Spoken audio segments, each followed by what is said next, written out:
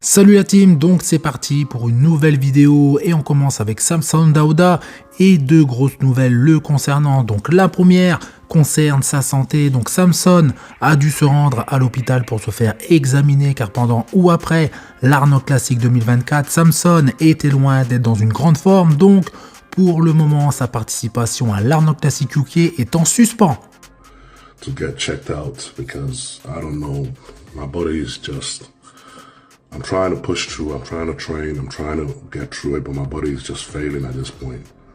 And honestly, I just don't know what else I could do. So given what happens to me in the next few days, after we get checked out in the hospital, and what happens and the results of that, it will determine if I will be doing the Arnold Classic UK next week. And I have to wait and see how that result comes back. And if I'll be able to proceed and carry on pushing my body to the limit that it is. So, you know, I'm really hoping that's not the case. I'm really hoping I can somehow carry this on and keep fighting, because that's all I've ever done all my life, is keep fighting against all odds. But when my health is starting to fail.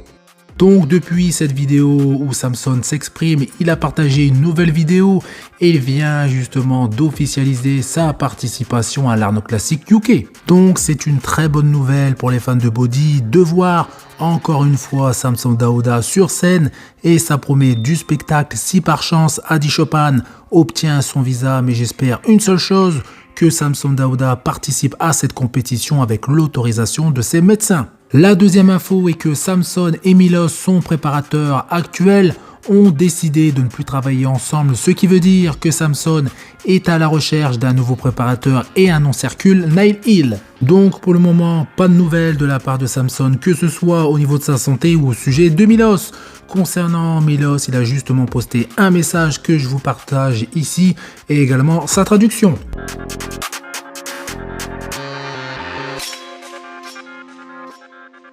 Donc même si Milos n'a pas réussi à amener Samson déchiqueté sur scène, il lui a permis de progresser à une vitesse phénoménale, ce qui lui permet aujourd'hui d'afficher son physique actuel. Et si on regarde le palmarès de Samson et de Milos, on ne peut pas nier qu'il est assez impressionnant, donc on peut en conclure qu'ils ont fait du super travail. Stephane Matala qui vient d'officialiser le début de sa préparation et on connaît maintenant le nom de son nouveau préparateur. Il s'agit de Patrick Tuor. Donc est-ce que c'était lui qui avait préparé Stéphane pour sa compétition en Autriche? Donc bonne question, car je rappelle que Stéphane et Essan ont arrêté de travailler ensemble juste avant cette compétition et Stéphane avait dévoilé cette info quelques temps après. Donc Patrick Tuor est un préparateur assez connu dans le milieu du body et il prépare actuellement le phénoménal, qui est une personne qui est très douée génétiquement mais qui ne présente pas un conditionnement extrêmement poussé. Ensuite nous avons Alfred Chiriac et là on passe à un autre level de condition qui est très poussé, comme cet animal en ce qui concerne la saison 2023, mais également des athlètes qui étaient présents ce week-end à l'Arnold Classic US, notamment Jonathan De La Rosa et Michael Daboul. Donc j'en ai sûrement oublié pas mal, mais Patrick coach énormément d'athlètes pro ou non, donc nous verrons si cette collaboration entre Stéphane et Patrick porte ses fruits. Donc pensez à vous abonner pour ne rater aucune information concernant le body professionnel. Dans ma dernière vidéo, je vous ai partagé une vidéo de Tyler Magnon qui expliquait comment les juges avaient jugé et déterminé le gagnant de la catégorie des Men's Open. Et bien aujourd'hui, voici une vidéo similaire, mais cette fois-ci pour la catégorie classique physique. Mon analyse était assez pertinente sur plusieurs choses, notamment dans le fait que Ramon avait bien amélioré sa condition entre le pré-judging et la finale. Et pour info, Wesley Vissers a remporté 4 des 5 poids imposés. It takes place in the morning. At night is a confirmation round where we relook at everything. Okay? But the real judging is done in the morning for classic physique. Now in the morning, Wesley straight up nailed it. Everything was crisp. Every line was deep. Okay, in that front double bicep, he is taking up more space on the stage than Ramon. His taper is just as good. His arms are even better. His chest is full. His quads are taking up the same amount of space as Ramon's, and the cuts and the lines are much, much deeper. Overall, top to bottom, he is balanced, and he looks better than Ramon in this pose. Ramon, for me, looked a little bit downsized. He also did not have clear separation in his quads. He also hurts himself with his posing. He does not bring his arms up the way he needs to bring them. He stops short. His arms are too low, which affects his taper and affects how his lats pop out. His posing hurts him considerably in a lot of these poses. Next up is the side chest pose. Now in the side chest, you can see Wesley made big improvements in his side leg. His side leg, his hamstring is now more balanced to his quad.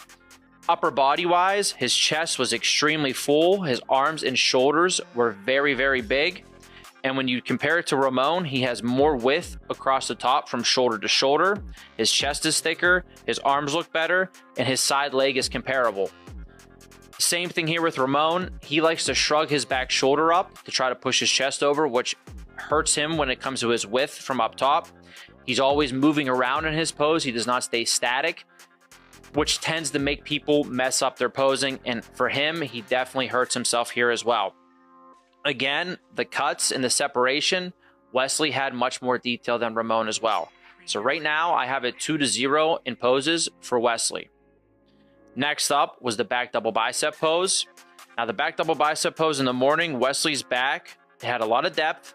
The taper was great. His shoulder and arms were big, separated, and detailed. Now you go down to his lower body. Yes, does he need more hamstrings and glutes? This is definitely the main critique for his physique. However, in the morning with the conditioning, his hamstrings were separated and fuller, and it was enough for me to give him the nod in this back double bicep pose over Ramon.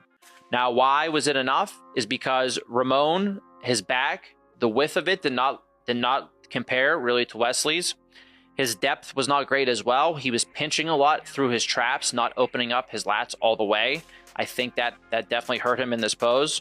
Now, lower body wise, his legs are thicker and more complete than Wesley's. However, again, the conditioning compared from Wesley to Ramon, it was pretty differentiated with Wesley being more conditioned and more separated. So overall, top to bottom, again, Wesley won this pose for me, and it was 3-0. The next up is the ab and thighs pose. This pose I gave to Ramon. Wesley's abs are not separated and detailed like his. He kind of crunches down a little bit too much. So Ramon has great abs, especially when he blows all the air out. The abs are deep and separated. He pulled the vacuum pretty well, actually. Now, his quads still did not have the same type of separation that they needed to, but overall, when you look at the flow of the pose, he was better than Wesley here, which would make it 3-1. And then we get into your favorite classic pose. Again, Ramon hurts himself with this pose. He does not open up all the way. He doesn't raise his arm where he's making the bicep flex. He does not raise it up the way he should. He sinks down into the pose. He's not getting his lats out all the way. His quads were not as separated as they needed to be here. Wesley standing right next to him, his chest was full, his arms look great, his shoulder looks great, his width looks great, and his quads are separated and taking up just as much as room on stage as Ramon's. So 4-1 for me. Wesley took this from Ramon. I think for Wesley, the main focus for him is hamstrings and glutes to complete his physique for the Olympia. He needs to bring this trademark conditioning and fullness that he just brought to this show. I've judged Wesley quite a few times, and he has bounced around when he has not peaked right. He's done great, and he's done not so great. So this just shows you that we see what we see on the day of the show. It doesn't matter what happened previously. This guy was 7th at the Olympia, and he just beat the reigning Arnold Classic champion and reigning 2-time runner-up at the Olympia because he made improvements with his physique, and he nailed it on that day. Tyler Magnon revient également sur le duel qui a opposé Urs Kalsinski et Brion Hazley et pourquoi Urs est passé devant Brion, même si pour beaucoup Brion semblait au-dessus de Urs, mais pour les juges Brion n'affiche plus un physique aussi complet en ce qui concerne le haut et le bas de son corps. Explain this because for me I can clearly see how Brion could beat Urs at this show. So when we look at the front double bicep from prejudging, Urs to me was off when it comes to his trademark conditioning and separation. Now in the front double here, Brion, you can see his arms are better. He has a great taper. Even though from the front his quads are a good bit smaller and it leaves him a little bit unbalanced in the front poses with how small his quads have gotten, they're very clearly separated. It still flows good enough where Urs's quads weren't showing, you know, the normal separation he has, and I think he's lacking in the bicep department. For me, in the front double bicep, Brion takes it. Now here in the side chest, this is more of what I would say would be a toss-up pose for the judges. Brion's chest is flatter, but it is striated. His side leg still looks good. His arms and shoulders look good as well. Urs's arms and shoulders look a little bit better in the side chest than I think they do in the front double bicep pose. However, he still needs to add more mass here. His chest is actually rounder and fuller than Brion's and still conditioned, and the side leg is very comparable. So for this pose, I can see how different judges can see it different ways, but for me at this show, I had Brion taking this pose. So next is the back double bicep pose. This pose, Urs really needs to improve on. He wasn't opening up his back all the way at prejudging as well. He still needs more depth and detail back there. Again, the arms and shoulders come into play because we're looking at the arms and shoulders as well. That needs to come up. From the waist down, his legs are great. He has great hamstring development. His legs take up, you know, a good amount of space on stage. He has good leg width. Now, when you look at Brion has one of the best back doubles for classic physique. His back is insanely detailed with a lot of depth to it. His biceps are peaked. There's separation. His shoulders look great. And from the rear, his legs still look good. He has very detailed hamstrings. And his leg width from the back is much better than his leg width from the front. Next up is the ab and thigh pose. Here, Brion poses a little bit small for me. You know, he still has great abs. However, his taper doesn't look good. He's a little bit too crunched down. He could use obviously more to his quads in this pose. It would definitely help him. Urs has a great ab and thigh pose. His abs are very deep. He has a great taper. He is able to flex his quad to show the striations and the detail in it. So for me, Urs takes the ab and thigh pose. And then what I would say again is a toss-up pose for your favorite classic pose. Urs really shows off his shape and detail to his physique with this pose, with the, you know, half lat spread, you know, half front double bicep hybrid up top. He's able to make his chest look a little bit thicker in this pose. He's able to show off his taper a little bit better.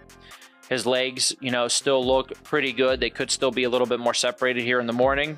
Brion does the crucifix pose, which is an awesome pose, but again, his legs are a little bit small. His quads are small in the front. You know, they need to have more sweep. They need to have more width from the front here. He also just looks a little bit smaller in this pose, not just in stature, but when you're comparing him, you know, you see that he was next to Wesley or Ramon, you know, at the prejudging. He looks just a little bit smaller. So size-wise, he's looking, you know, less big than these guys that are taking up more space on stage. Again, though, Brion's detail here really shone through. So overall, you can see that even if a judge may have someone in third or in fourth, the whole panel, that's why there's 11 judges. So just because I think something or Steve thinks something or Sandy thinks something doesn't mean that's how the whole entire show is judged. That's why we have 11 people and we get rid of, at these shows, the 3 highs and the 3 lows from the scores. So that's how the scores happen.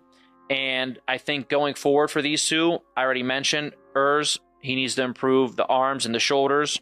His conditioning, I've seen him better before. He's been more separated and more conditioned. He looked better at the finals than he did for sure in the morning, but still, it wasn't the best Urs that we've seen.